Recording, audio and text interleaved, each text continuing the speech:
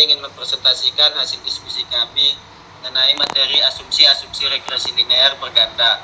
Saya sendiri Rizky Rapija Penjahitan selaku moderator dan teman saya Risa Rojaki Rambe sebagai pemateri 1, Wira Triyono sebagai pemateri 2, dan Indi Pratiwi sebagai pemateri 3.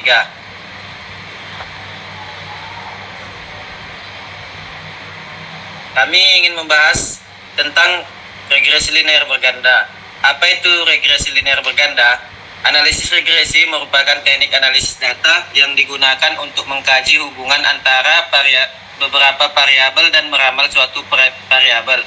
Apabila hanya terdapat satu variabel bebas atau X dan satu variabel terikat atau Y, maka regresi tersebut dinamakan regresi linear sederhana.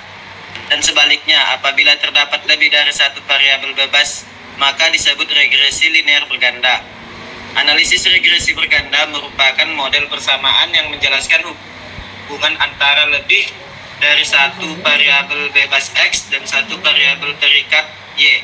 Analisis regresi berganda bertujuan untuk memprediksi nilai variabel terikat atau respon. Apabila nilai-nilai variabel bebasnya atau prediktor X1, X2 sampai Xn diketahui dan juga dilakukan untuk mengetahui seberapa besar pengaruh variabel bebas X terhadap variabel terikat Y. Pada analisis regresi linear berganda, data yang digunakan biasanya berskala interval atau rasio. Ada beberapa asumsi-asumsi yang harus dipenuhi dalam analisis regresi linear berganda. Asumsi-asumsi tersebut harus terpenuhi agar model prediksi yang dihasilkan akurat dan bertujuan untuk memastikan bahwa persamaan regresi yang didapatkan memiliki ketepatan dalam estimasi, tidak bias dan konsisten.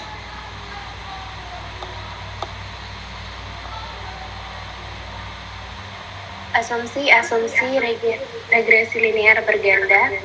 Yang pertama, uji korelasi antar variabel. Uji korelasi yang digunakan pada penelitian ini adalah Spearman rank correlation, yang mana tidak memerlukan asumsi variabel harus terdistribusi normal dan berasal dari data ordinal, menurut Nelvidawati dan Kasman pada tahun 2023. Berikutnya ada metode OLS atau Ordinary Least Square. Ordinary Least Square adalah metode untuk mendapatkan parameter regresi linear dengan meminimalkan jumlah kuadrat kesalahan antara nilai observasi dan nilai prediksi, menurut Putra dan Muhammad pada tahun 2024. Model OLS digunakan sebagai model null yang kemudian akan dilakukan uji asumsi untuk memastikan apakah model OLS sudah cukup untuk dijadikan sebagai penilaian faktor dibanding model robust. Berikutnya ada uji normalitas. Adalah asumsi yang pertama yang harus dipenuhi adalah residual dari model OLS harus berdistribusi normal. Karena data yang digunakan pada penelitian ini berjumlah 34 data, maka digunakan uji Shapiro-Wilk karena lebih akurat untuk sampel kecil atau di bawah 40 sampel menurut Ahadi dan Zain di tahun 2023. Berikutnya ada uji homoskedastisitas. Salah satu uji homoskedastisitas adalah uji Bresch-Pagan. Dalam uji Bresch-Pagan, nilai statistik dihitung dengan kuadrat dari residual yang terstandarisasi terhadap variabel-variabel independen, menurut Anggraini dan Putri 2021, di mana jika P-value kurang dari 0,05, maka tolak H0 terdapat heteroskedasitas atau tidak homogen. Berikutnya yang kelima, ada uji multikolinearitas. Salah satu cara untuk mendeteksi multikolinearitas adalah dengan variance inflation factor atau VIF. Multikolinearitas terjadi ketika variabel independen dalam regresi memiliki korelasi tinggi satu sama lain. Yang keenam, ada uji autokorelasi. Uji Bresch-Godfrey digunakan untuk menguji autokorelasi residual dalam regresi linear. terutama ketika ada autokorelasi OC lebih tinggi atau lag lebih dari satu yang tidak dapat dideteksi oleh Darwin-Watson. Jika p-value kurang dari 0,05, maka tolak H0 ada autokorelasi pada residual. Yang ketujuh, ada deteksi pencilan. Salah satu cara untuk mendeteksi pencilan adalah dengan metode Z-score, yaitu mengukur seberapa jauh suatu nilai dari rata-rata dalam satuan standar deviasi. Jika nilai dari ZI lebih besar sama dengan 3, maka data tersebut adalah pencilan. Dan yang kedelapan, model regresi robust. Regresi robust digunakan ketika data memiliki pencilan atau pelanggaran asumsi OLS, seperti heteroskedastisitas atau distribusi error yang tidak normal. Model robust akan diestimasi dengan metode MM-estimator, merupakan pengestimasian parameter regresi menggunakan estimator yang meminimumkan scale dari galak pada M-estimator, kemudian dilanjutkan dengan M-estimator menurut Putri, Yoza, dan Yanuar pada tahun 2021.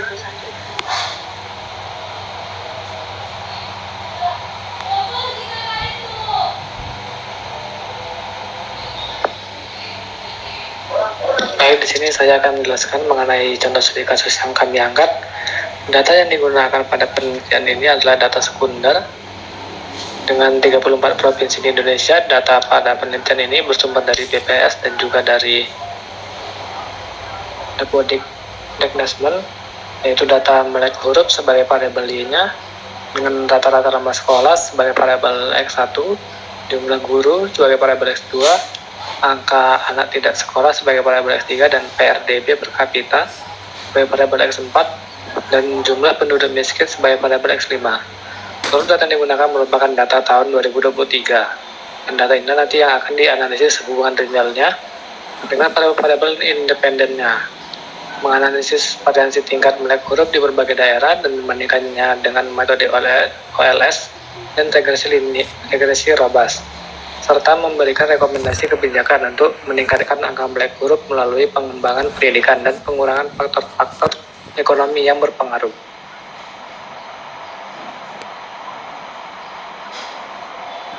Sebelum masuk untuk menguji OLS atau untuk robustnya, dianalisis dulu korelasi antar variabelnya. Berdasarkan grafik di sebelah kiri, bahwa variabel X1 dan X3 serta korelasi antar variabel X2 dan X4 itu cukup besar. Ini artinya bahwa kedua variabel tersebut memiliki informasi yang serupa. Untuk mengatasi multikolinearitasnya, maka di sini kita gunakan teknik analisis PCA atau Principal Component Analysis yang digunakan untuk mengurangi dimensi dengan cara mengubah dua variabel tersebut menjadi sekumpulan variabel baru agar tidak ada korelasi dan disebut sebagai komponen utama.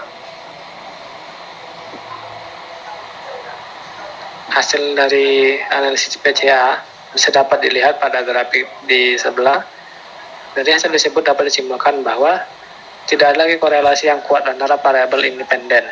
Hal ini juga menunjukkan meskipun hubungan antara variabel dapat tidak signifikan, hasil PCA ini kemungkinan akan dilakukan untuk analisis lebih lanjut.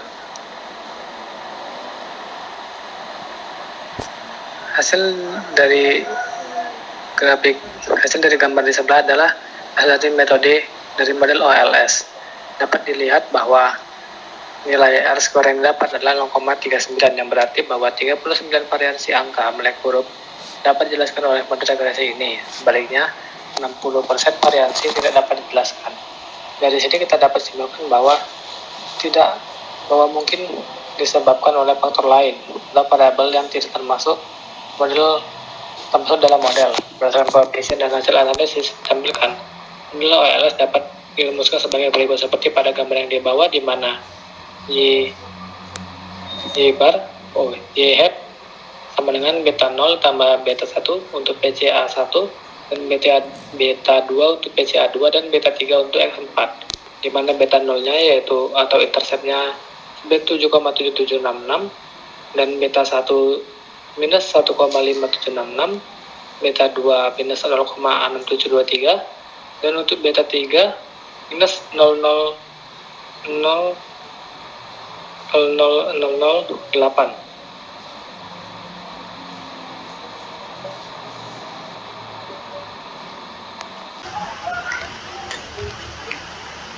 Baiklah, di sini saya akan melanjutkan tentang uji normalitas. Sebelum memasuki ke uji yang lain, hal yang pertama harus dicek yaitu uji normalitas. Dari model regresi OLS yang telah dibangun, maka uji normalitas terhadap residual model. Dalam hal ini digunakan uji Shapiro-Wilk Normality Test. Didapatkan hasil p-value-nya itu sebesar 0,001, yang artinya itu lebih kecil dari 0,05. Karena p-value-nya lebih kecil dari 0,05, maka terdapat cukup bukti untuk menolak hipotesis nol yang menyatakan bahwa residual terdistribusi normal, yang artinya bahwa residual dari model OLS yang diuji menunjukkan penyimpangan yang signifikan dari distribusi normal, atau dalam kata lain, asumsi normalitas dalam data ini tuh tidak terpenuhi. Selanjutnya, ada uji homoskedastisitas. Uji homoskedastisitas dilakukan untuk memeriksa apakah asumsi kunci dalam analisis regresi itu terpenuhi. Dalam hal ini dilakukan dengan uji Browns-Pagan yang diperoleh nilai p-value sebesar 0,0736, yang artinya p-value ini lebih besar dari 0,05. Karena p-value lebih besar dari 0,05, maka tidak terdapat cukup bukti untuk menolak hipotesis nol, yang menyatakan bahwa varian residual dari model OSS adalah konstan, sehingga asumsi homoskedastisitas terpenuhi dan dapat diandalkan untuk analisis yang lebih lanjut. Selanjutnya ada uji multikolinearitas. Uji multikolinearitas digunakan untuk mengukur tingkat variabel independen dalam model regresi. Dalam hal ini dilihat dari nilai VVIP-nya. Nilai VVIP-nya keseluruhan menunjukkan bahwa variabel independen dalam model itu bernilai di bawah 10, yaitu untuk PCA1-nya 1,22, untuk PCA2-nya adalah 1,06, dan X4-nya itu adalah 1,16. Jadi, hal ini menunjukkan bahwa tidak ada multikolinearitas yang serius dalam variabel-variabel yang diteliti. Selanjutnya ada uji autokorelasi. Uji autokorelasi berfungsi untuk menganalisis adanya hubungan antara residual atau kesalahan dalam model regresi pada waktu yang berbeda. Uji autokorelasi yang digunakan adalah uji Browns-Goodfey, yang dimana dalam uji ini diperoleh nilai p-value sebesar 0,0649, yang artinya nilai ini lebih besar dari 0,05. Karena p-value lebih besar dari 0,05, maka tidak terdapat cukup bukti untuk menolak hipotesis nol, yang menyatakan bahwa tidak ada autokorelasi dalam residual model. Hal ini menjadi indikasi positif bahwa model regresi berfungsi dengan baik dan hasil analisis dapat diandalkan untuk prediksi yang lebih lanjut. Selanjutnya tadi pada uji normalitas, itu datanya tidak memenuhi asumsi normalitas. Maka dalam hal ini, keberadaan pencilan dalam data itu menjadi signifikan, karena dapat menyebabkan pelanggaran asumsi dasar normalitas tersebut. Oleh karena itu, penting untuk mengenali dan menangani pencilan. Dalam hal ini telah dilakukan analisis residual pencilan, di mana data tersebut terdapat dua pencilan, yaitu yang titik berwarna merah, itu pada indeks ke-18, yaitu untuk wilayah Bali, dan indeks ke-34 untuk wilayah Papua Barat. Hal ini menunjukkan bahwa nilai residual untuk kedua wilayah ini berbeda signifikan dari nilai residual. Hal itu yang menyebabkan kenapa pada uji asumsi yang pertama itu datanya tidak normal. Selanjutnya, ketika untuk menganalisis pencilan tersebut dilakukanlah dengan model regresi robust, sehingga didapatkan hasil sebagai berikut. Berdasarkan koefisien dari analisis yang ditampilkan, model robust dapat dirumuskan sebagai berikut, yaitu Y topi sama dengan beta 0 ditambah beta 1 PCA1 ditambah beta 2 PCA2 dan beta 3 X4, di mana nilai dari beta 0-nya yaitu 98,2951, nilai dari beta 1-nya yaitu minus 0,4120, dan nilai dari beta 2 yaitu minus 0,2886, dan nilai dari beta 3 yaitu minus 0,0002. Berikut adalah terdapat perbedaan nilai residual standard error atau RSE untuk model OLS yang telah dibangun sebelumnya dengan model regresi robust, di mana dari model OLS sebelumnya itu diperoleh nilai RSE-nya itu sebesar 2,622703. RSE ini menunjukkan bahwa secara rata-rata prediksi model OLS menyimpang dari nilai aktual sebesar 2,62 unit. Sehingga nilai RS yang lebih tinggi itu mengindikasikan bahwa model OLS mungkin dipengaruhi oleh pencilan yang signifikan, sehingga akurasi prediksinya itu berkurang.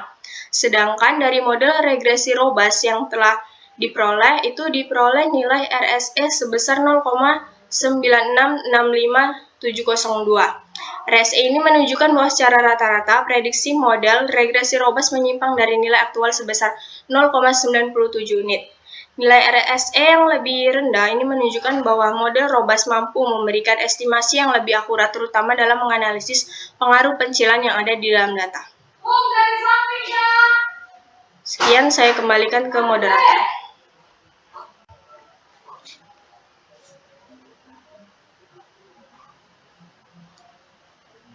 Baiklah, sampai sini saja materi yang kami paparkan. Jika terdapat kesalahan, kami akan menerima kritik dan saran. Terima kasih sebelumnya. Assalamualaikum warahmatullahi wabarakatuh.